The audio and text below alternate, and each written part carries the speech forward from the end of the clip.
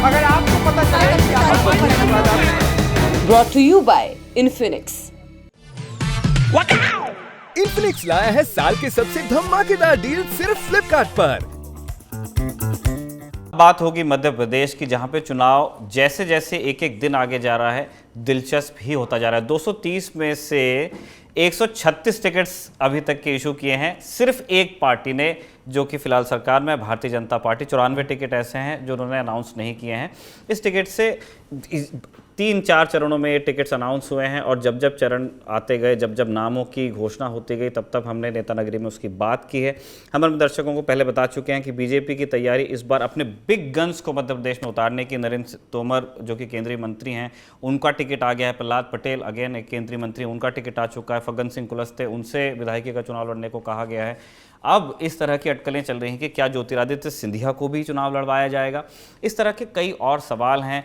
जिन लोगों के टिकट्स आए नहीं हैं, जो मंत्री हैं जिनके टिकट नहीं आए हैं, जो विधायक हैं जिनके टिकट नहीं आए हैं, क्या वो नवरात्र के आसपास अपने टिकट की अपेक्षा कर सकते हैं? और कांग्रेस जिस संयम का परिचय दे रही है, कांग्रेस जो समय ले रही है अपने टिकट्स को अनाउंस करने में, जिसका डिफेंस वो दे रहे हैं कि वो श्राद्ध पक्ष की वजह से टिकट्स नहीं अनाउंस करते हैं, क्या इस तर्क में वजन है या फिर कांग्रेस सोच करके, विचार करके किसी दूसरे अलग स्ट्रैटेजी के तहत अपने टिकट्स को अनाउंस करना चाहती है? इन सारे विषयों पे हम बात करेंगे। मनीष जी, पहली तो टिप्पणी मैं आपसे इसी बात पे चाह रहा हूँ कि जो 4 चरणों में टिकट्स अनाउंस हुए हैं, इसमें जो सबसे लेटेस्ट फेज के टिकट्स जो अनाउंस हुए हैं, उसके ऊपर आपकी राय क्या है? क्या देखा बीजेपी ने, क्या सोचकर वो टिकटें दे रही है? जो आम आदमी है या जो थोड़ा सा राजनीति में रुचि रखता है, उसको सरप्राइज नहीं हुआ, क्योंकि ये सब वो नाम थे कि जिनको टिकट मिलना ही थे। हालांकि उसमें कुछ ऐसे जरूर थे कि जिनको शायद, जैसा हम लोगों को बताया जाता था कि साहब सर्वे में फला साहब की रिपोर्ट ठीक नहीं है, फला सर्वे में फला साहब की ठीक नहीं है रिपोर्ट, बट उन साहबों को भी टिकट मिल गया है। तो शायद ही पहली बार हुआ होगा निकल के इतने सारे मंत्रियों को फिर से बीजेपी रिपीट कर रही है। अभी अपन उनको माइनस करके चल रहे हैं, बट अभी आप देखिए किसी भी मंत्री का टिकट कटा नहीं, केवल एक आध कोई गया है पहली लिस्ट में।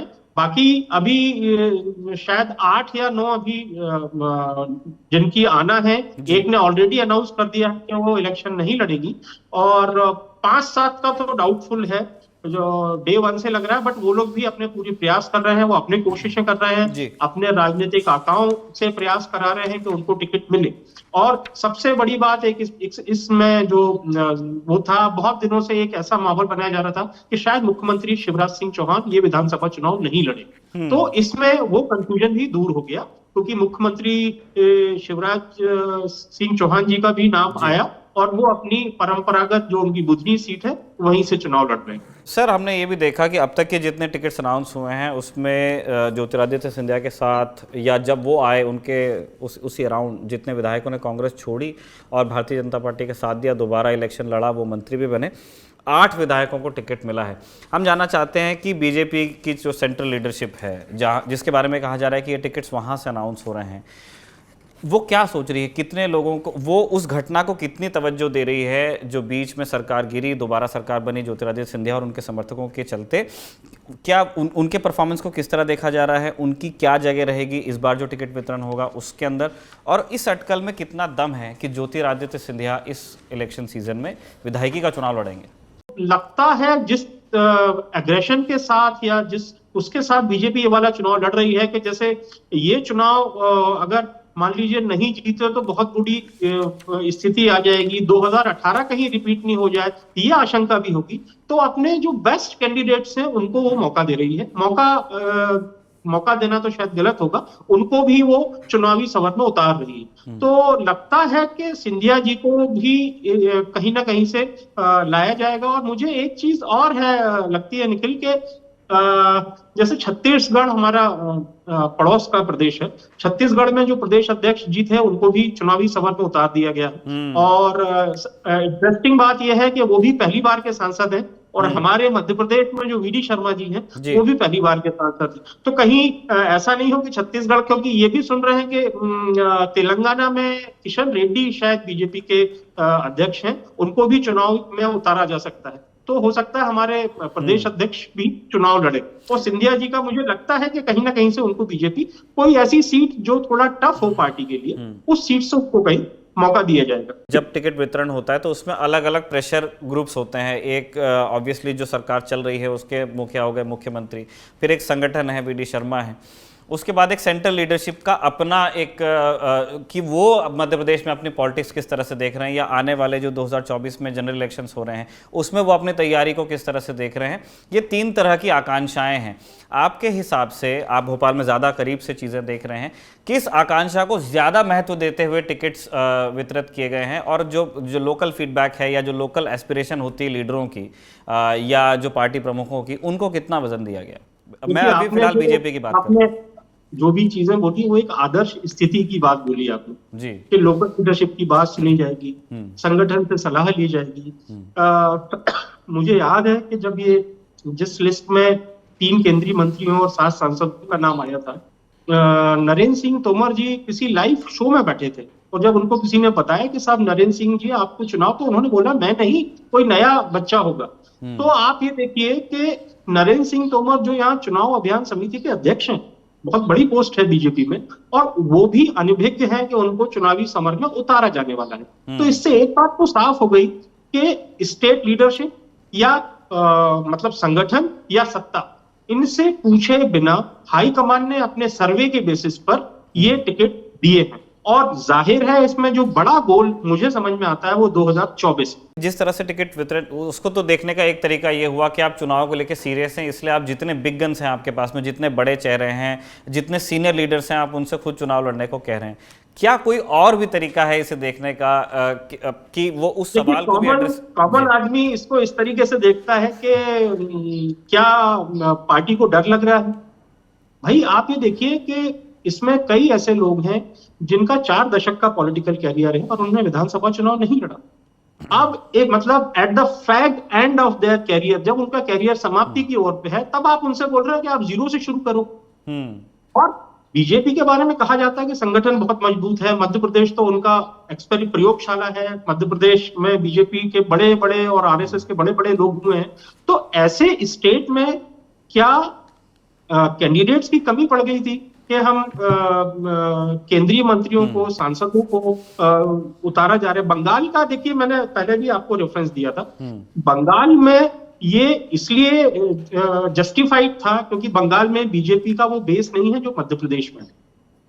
बंगाल में टीएमसी और मार्क्सवादी उन्हीं का पूरा दबदबा है। तो ऐसे में उन्होंने जब पिछले बार 5 सांसदों को उतारा था, उसमें शायद 1-2 केंद्रीय मंत्री भी थे या बनाए गए बाद में, तो वहां ये जस्टिफाइड चीज लगती है। मगर मध्य प्रदेश में जिसमें 18 साल 20 साल से आप बोलिए 15 महीने को छोड़कर भाजपा की सरकार है, भाजपा का संगठन मतलब मिसालें दी जाती हैं कि मध्य प्रदेश का संगठन सबसे अच्छा है, आरएसएस का बेस बहुत अच्छा है यहाँ पर। तो ऐसे में जो कॉमन एक जो आप बोल रहे हो वो भी सही है, ये वैसी ही कहानी है कि आधा ग्लास खाली है कि भरा है। ठीक है सर, नरोत्तम मिश्रा ने कहा अभी पिछले दिनों कि हो सकता है कि नवरात्र के आसपास सारे टिकट्स अनाउंस हो जाएं और जो अगली लिस्ट आएगी वो धमाकेदार होगी। कैसे धमाके की तरफ संकेत था गृह मंत्री जी का? मुझे ऐसा लगता है कि अभी तक जो लिस्ट आई है उसमें सांसदों वाला एक एलिमेंट बहुत सरप्राइजिंग था, सबके लिए था, हम लोगों के लिए भी था। किसी मतलब हम लोगों के लिए क्या, जब सांसद जी को ही नहीं पता था कि उनको चुनाव लड़ाया जाने वाला है। अब जो 94 सीटें हैं, ये वो सीटें रहेंगी कि जिसमें कई विधायकों के और मंत्रियों के टिकट, जो बचे हुए मंत्री हैं उनके टिकट पर तलवार लटकी हुई है। तो इसलिए शायद नरोत्तम जी का इशारा यही हो, क्योंकि अभी तक जितने भी सिटिंग एमएलए थे सबको टिकट दे दिया आपने जी। और इवन सिंधिया समर्थक तो कई हारे हुए भी थे, जैसे इमरती देवी, उनको भी टिकट दे दिए। तो अब जो 94 सीटें हैं, इसमें बड़ा सोच समझ के गुणा भाग लगा के पार्टी टिकट देगी, और हो सकता है इसमें कई सरप्राइजिंग चीजें आए जिसकी तरफ नरोत्तम जी इशारा कर रहे हैं। जी, मेरे अंतिम 2 प्रश्न कांग्रेस के टिकट वितरण को लेके हैं सर, मतलब और अदर जो एब्सेंस ऑफ टिकट वितरण है, अभी तक एक भी टिकट अनाउंस नहीं किया है, और पूर्व मुख्यमंत्री हैं कमलनाथ, उनका ये कहना है कि श्राद्ध पक्ष क्योंकि है इसलिए हमने अभी टिकट अनाउंस नहीं किए, वो उनकी परंपरा नहीं है।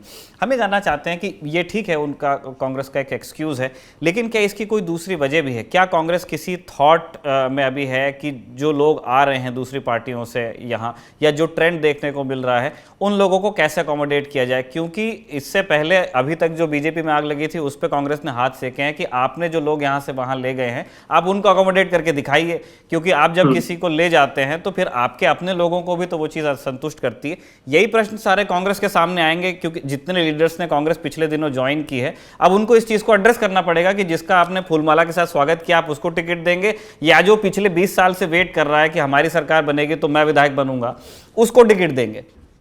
बिल्कुल ये संकट कांग्रेस के सामने रहेगा। और मुझे याद है कि एक शेखावत करके नेता हैं, अपने मालवा से आते हैं, चल रहा था कि वो कांग्रेस में जाने वाले हैं, तो लोकल कांग्रेस नेताओं ने उसका जम के विरोध किया और उसके 3 दिन बाद उन्हें पार्टी ज्वाइन भी कर ली। तो ये अंतर विरोध जो बीजेपी में पिछले बार सिचुएशन थी, या जिसका असर अभी तक बीजेपी में है, वो कांग्रेस को इस बार उससे दो चार होना पड़ेगा। जहां तक टिकट की बात है, जो हम लोगों की सूचना है उसमें यह है कि करीब 100-125 लोगों को बता दिया गया है कि आपको चुनाव लड़ना है। अच्छा। और आप अपनी तैयारी करिए। बाकी जो बचे हैं 80 से 100 के बीच में जो लोग हैं, उनके बारे में एक्चुअली जो एआईसीसी का सर्वे है उसका जो फैसला होगा, ये वो सीटें हैं जिसपे कंसेंसस नहीं बना है, जिसमें 2 या 3 नामों के पैनल है। तो इसमें फाइनल अथॉरिटी एआईसीसी होगी और ये लिस्ट मुझे लगता है 15 तारीख तक आ जाएगी। सर एक सवाल हम जो डिप्टी कलेक्टर निशा बांगरे हैं उनको लेकर भी पूछना चाहते हैं। उन्होंने अपनी इच्छा जताई है, वो इलेक्शन लड़ना चाहती हैं, त्यागपत्र भी दिया, लेकिन वो अभी तक कबूल हुआ नहीं है। और भोपाल में पिछले दिनों हमने वो तस्वीरें देखी, वो एक प्रोटेस्ट करना चाह रही थी मुख्यमंत्री आवास के बाहर, पुलिस ने उन्हें जाने नहीं दिया, वहाँ सिक्योरिटी का भी मसला होता है। लेकिन जिस तरह से उन्हें वहाँ से हिरासत में लिया गया, जो झूमा झटकी हुई, उनके कपड़े भी उसमें फट गए, या कम से कम कैमरे पे जो नजर आया वो तो यही था। हम जानना चाहते हैं कि क्या एक जनरल ट्रेंड ब्यूरोक्रेसी का यही है, क्योंकि एक त्यागपत्र हुआ है लेकिन जो आपको फीलर्स भोपाल में बैठ के मिल रहे हैं कि वल्लभ भवन में जो बाबू बैठे हैं उनकी थिंकिंग क्या है, उनका इंक्लिनेशन क्या है इस इलेक्शन को लेकर के? या तो जो कुछ मौसम वैज्ञानिक होते हैं पॉलिटिकल, उनको चुनाव परिणामों की पहले से आहट हो जाती है, या ब्यूरोक्रेट्स क्योंकि ग्राउंड से बहुत ज्यादा उनका कनेक्ट रहता है, उनका नेटवर्किंग, अगर कोई डिस्ट्रिक्ट में कलेक्टर है तो उसका तहसील तक उसका नेटवर्किंग होता है और उसको फील आता है कि क्या आउटकम होने वाला है। जहां तो मुझे लगता है कि उनको बिल्कुल एहसास होगा कि कौन सी पार्टी इस बार सरकार बनाएगी। एक चीज मैं जरूर क्लियर कर दूं कि इस बार ये जो चुनाव हुआ ये 2018 वाला चुनाव नहीं होगा। इसमें जिस पार्टी को भी जो पार्टी सरकार में आएगी वो 130 प्लस आएगी और दूसरा अंडर 100 रहेगी।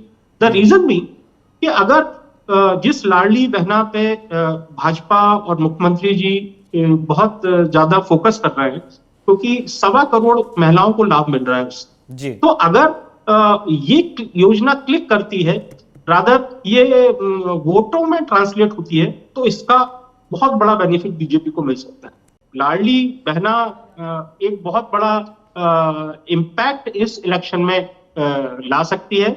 मगर अभी कल यहाँ प्रियंका गांधी एक बड़ी घोषणा करके गई है कि जो 5th क्लास तक के बच्चे हैं उनको 500 रुपए, उसके बाद 800, 1000 रुपए और 1500 रुपए। कुछ दिनों बाद मध्य प्रदेश में ये आलम हो जाए कि रोक चौराहा पे रोक के पॉलिटिकल पार्टीज जो है वोटर्स को कैश दे के साथ आप हम फला पार्टी के हैं, आप हमको वोट दीजिए। क्योंकि इस तरह का ये जो साउथ का कल्चर है ये मध्य प्रदेश में इतना कॉमन नहीं था जितना अभी पिछले इस चुनाव में तो बहुत ज्यादा, मतलब पीक पर अपन कह सकते हैं कि अभी तक मैंने तो ऐसा चुनाव नहीं देखा। जिस फ्रीबी पॉलिटिक्स की अगर आप दक्षिण से मध्य प्रदेश की तुलना करें तो मध्य प्रदेश में स्पेशली जब से हमने होश संभाला, ये शिवराज सिंह चौहान सरकार का जो टेन्योर रहा है उसके अंदर जो महिलाओं को लेकर स्पेशली उनकी स्कीम्स है उन्हें फ्रीबी कह के खारिज करना ठीक नहीं होगा, क्योंकि हमने देखा है कि मध्य प्रदेश का सेक्स रेशियो सुधरा भी है, लेकिन क्या उसकी एक सीमा होनी चाहिए कि आप किस लेवल पे जाकर के स्टेट के रिसोर्सेज को यूज करेंगे। कब वो सोशल बेनिफिट देने के बजाय फ्रीबी हो जाता है, वो एक थ्रेशोल्ड जरूर है जिसके बारे में बीजेपी को भी सोचना है और कांग्रेस भी जो कि लगातार अनाउंस कर रही है उनको भी सोचना है। मुझे लगता है कि सर जब कांग्रेस के टिकट अपने सामने आएंगे तो थोड़ा सा और ज्यादा मजा आएगा बात करने में, तब हम दोबारा आपसे वक्त लेंगे। अभी आपने हमको वक्त दिया उसके लिए आपका बहुत बहुत शुक्रिया।